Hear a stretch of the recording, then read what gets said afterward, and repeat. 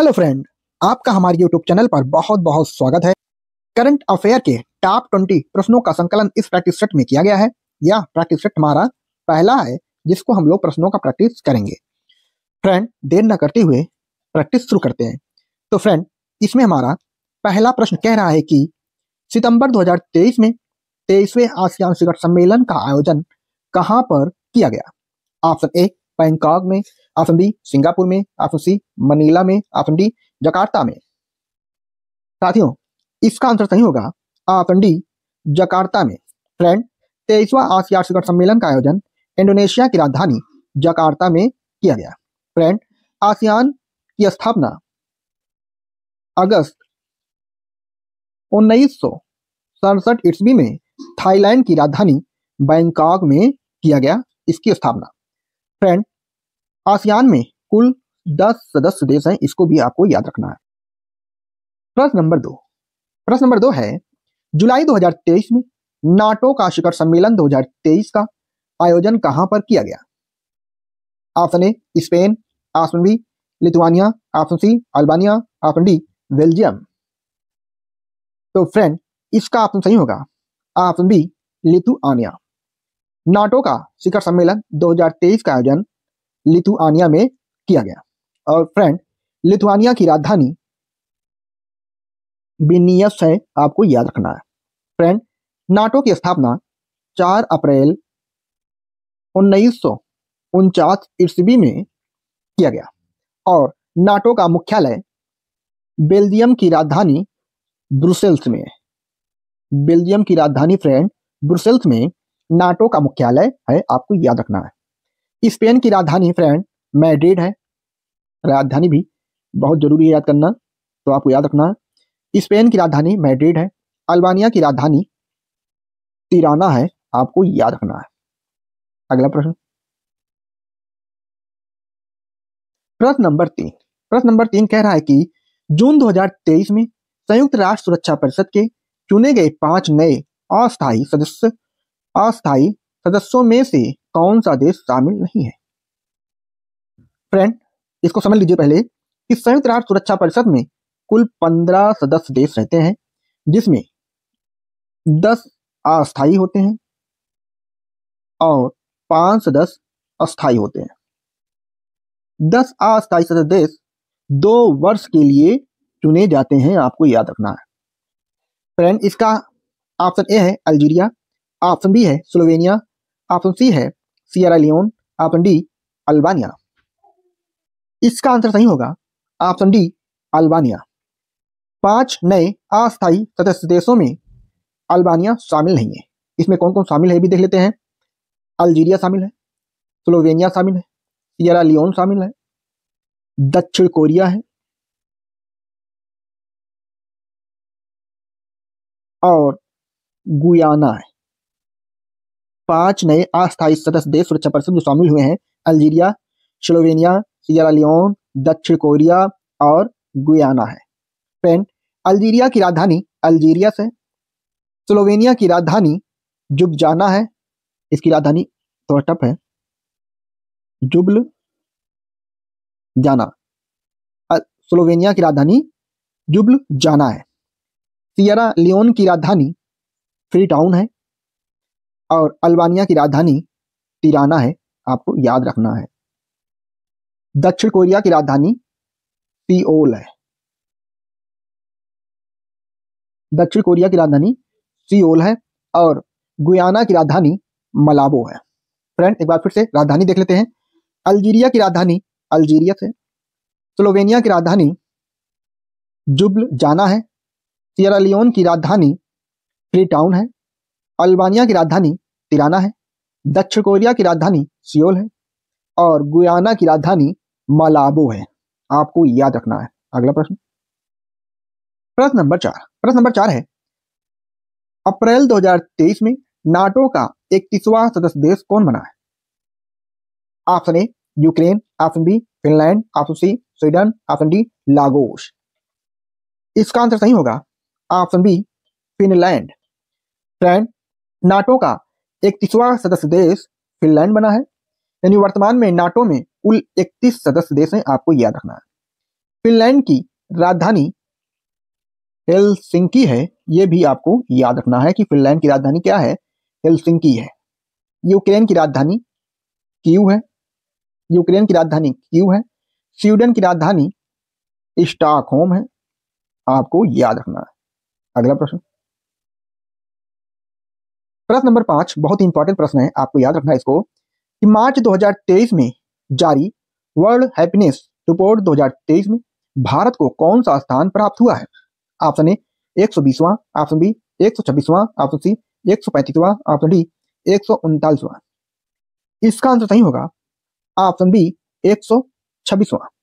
Friend, World Happiness Report 2023 में कुल 137 देशों में भारत को 126वां स्थान प्राप्त हुआ है, आपको याद रखना है। प्रथम स्थान फ्रेंड या फिनलैंड को मिला है। प्रथम स्थान फ्रेंड फिनलैंड को मिला है, आपको याद रखना है।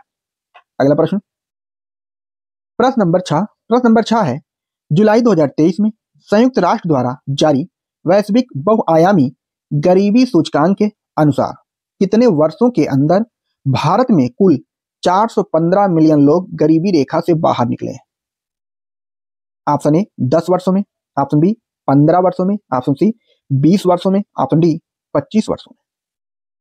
इसका आंसर सही होगा फ्रेंड ऑप्शन बी 15 वर्षों में 415 मिलियन गरीबी से बाहर लोग निकले हैं। प्रश्न नंबर 7 बजट से है फ्रेंड। 1 फरवरी 2023 को केंद्रीय वित्त मंत्री निर्मला सीतारमण द्वारा प्रस्तुत वित्त वर्ष 2023-24 के बजट का कुल आकार है। ऑप्शन ए 43.45 लाख करोड़ रुपया, ऑप्शन बी 45.03 लाख करोड़ रुपए, ऑप्शन सी 47.74 लाख करोड़ रुपए, ऑप्शन डी है 46.28 लाख करोड़ रुपए। आपको बताना है कि वर्ष 2023-24 का बजट कितना था। इसका आंसर सही होगा ऑप्शन बी 45.03 लाख करोड़ रुपए, आपको याद रखना है। अगला प्रश्न नंबर 8 है, केंद्रीय बजट 2023-24 में रोग मुक्त और उच्च गुणवत्ता वाली पौध सामग्री की उपलब्धता बढ़ाने के उद्देश्य से किस कार्यक्रम की घोषणा की गई है? ऑप्शन ए स्वच्छ पादप कार्यक्रम, ऑप्शन बी आत्मनिर्भर पादप कार्यक्रम, ऑप्शन सी आत्मनिर्भर स्वच्छ पादप कार्यक्रम, ऑप्शन डी गुणवत्तापूर्ण स्वच्छ पादप कार्यक्रम। इसका आंसर सही होगा ऑप्शन सी आत्मनिर्भर स्वच्छ पादप कार्यक्रम। अगला प्रश्न नंबर 9 है, सरकार ने बजट 2023-24 में कृषि क्षेत्र में स्टार्टअप की स्थापना को प्रोत्साहित करने के लिए किस कोष की स्थापना की घोषणा की? ऑप्शन ए कृषि विकास कोष, ऑप्शन बी कृषि नवाचार कोष, ऑप्शन सी कृषि त्वरक कोष, ऑप्शन डी कृषि नवोन्मेष कोष। इसका आंसर सही होगा साथियों ऑप्शन सी कृषि त्वरक कोष।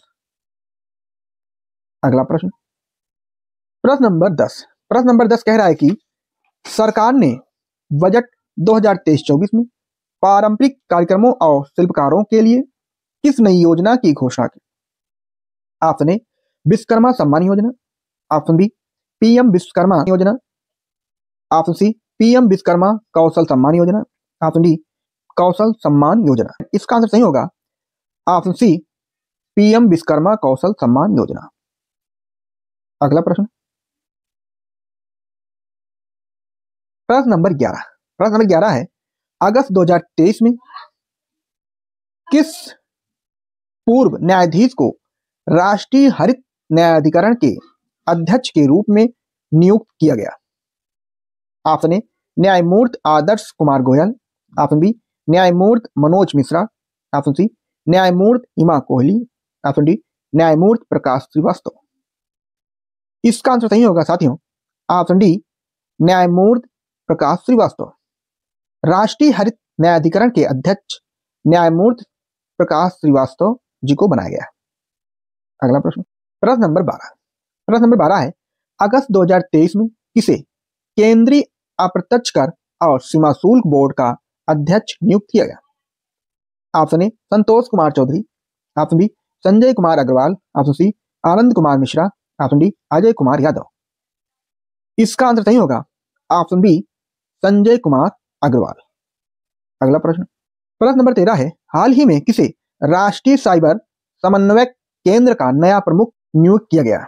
Option A Lieutenant General Anand Kumar, option B Lieutenant General Ajay Kumar, option C Lieutenant General Suresh Nayak, option D Lieutenant General M U. Nair. इसका आंसर सही होगा friend option D Lieutenant General M U. Nair.